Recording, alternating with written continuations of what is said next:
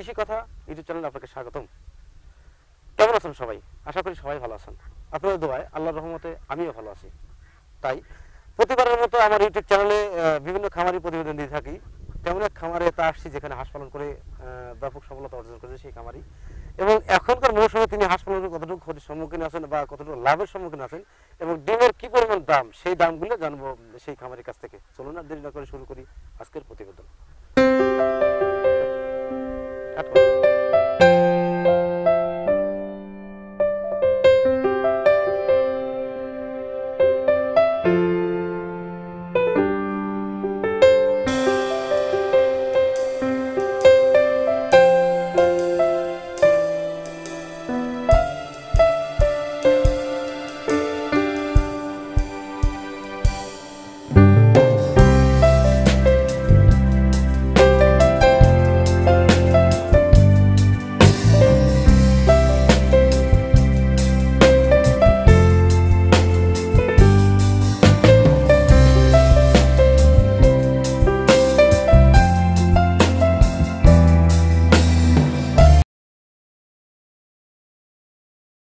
দর্শক, আমার সামনে যিনি দাঁড়িয়ে আছেন এবং খোলা বিলের মাঠে যে বিলের খামারটি দেখছেন, এখানে কতগুলো হাঁস আছে এবং কি জাতের হাঁস আছে এবং তিনি কি জাতের হাঁসের খামার করছেন সেই কথাগুলো শুনবেন খামারের কাছ থেকে।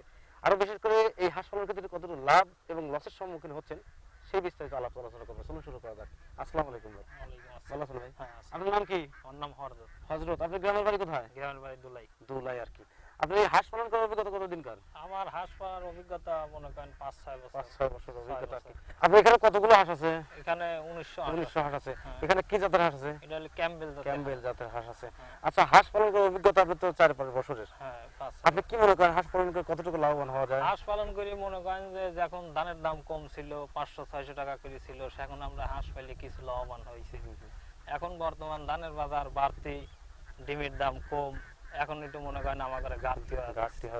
আচ্ছা, ধানের দাম বৃদ্ধি হওয়ার কারণ কি? ধানের দাম বৃদ্ধি হওয়ার কারণে এই যে করোনা ভাইরাসের জন্য মনে করেন অনেকেই ধান হয়তো আটকা রাখছে, দুর্যোগ অভাব, এই কারণে বিক্রি করতেছে না, অথবা নতুন ধান এখনো উঠি সারে নাই, এই কারণে মনে করেন যে ধানের দাম অনেক দাম বাড়তি।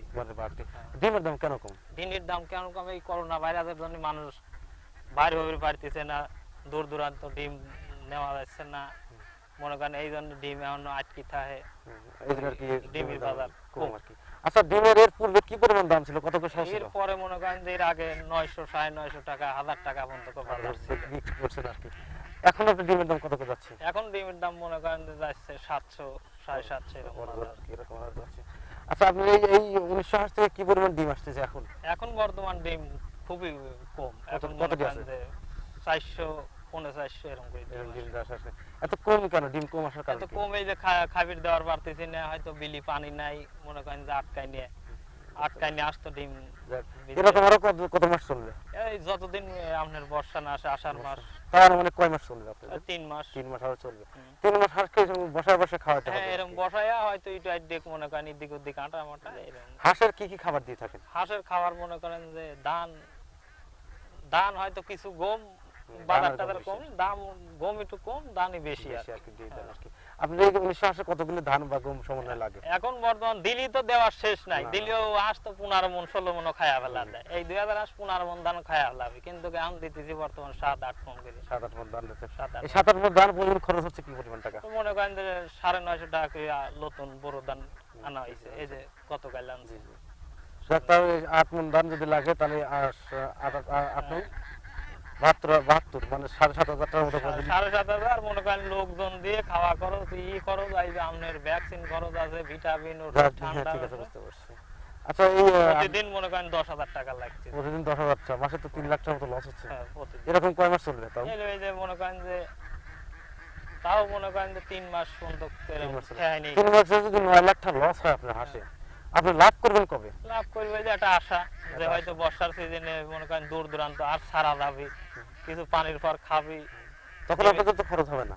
খরচ তো আছেই, তখন খরচ কম হবে। সেখানে একটু খরচ কম হবে। তখন আপনার পার মান্থ ইনকাম আসবে কি রকম? এখন মনে করেন যে হয়তো যদি 1900 হাঁস আছে, যদি মনে করেন যে 1200-1500 ডিম আসে, তাহলে হয়তো ডিমের বাজার যদি 900 করে হয়, 1500 ডিমের দাম আসছে আপনার 15,000 টাকা, তাহলে মনে করেন খরচ হবে হয়তো 7-8 হাজার খরচ হবে।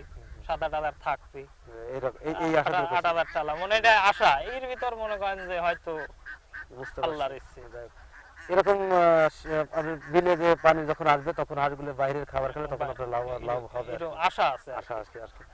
তাছাড়া আপনি হাঁস কিন্তু এই অবস্থা লসের সম্মুখীন হবেন আর কি। লসের মানে একবার ভাই আপনি কি মনে করেন নতুন খামারি যারা আসবে তারা যে হাঁসের খামার তারা কি লাভবান হতে পারবে? এখন লাভবান হতে হতে পারে পারবে না আর কি, স্টিলি হতে পারবে না। না, এখন হতে আচ্ছা, পারে। হাঁসের পরিচর্যা করার জন্য কি কি পদ্ধতি গ্রহণ করে থাকেন আপনারা?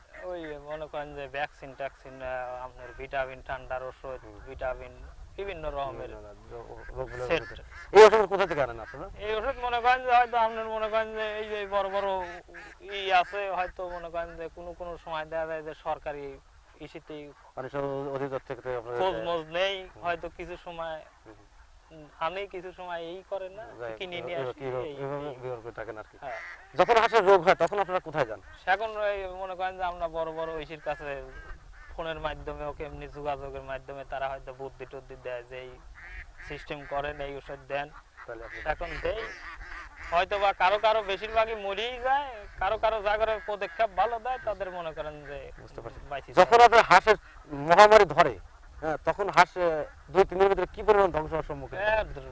3 দিন যাই না, মনে করেন যে একদিনের ভিতর শেষ, একদম সব শেষ একবার মানে কোনো সবগুলির সময় পাওয়া যায় না। এত এই পরিমাণ বিরাম যদি ধরার সাথে সাথে ওই যতবার এই ভ্যাকসিনই কেন মারা যায় খুলে প্রিয় দর্শক, খামারে বললাম যে হাঁস পালন করার অনেক বুদ্ধি খাটাতে হয় বা অনেক ভালোভাবে পরিচর্যা করতে হয়, না হলে খামারে বিপুল ক্ষতির সম্মুখীন হবে।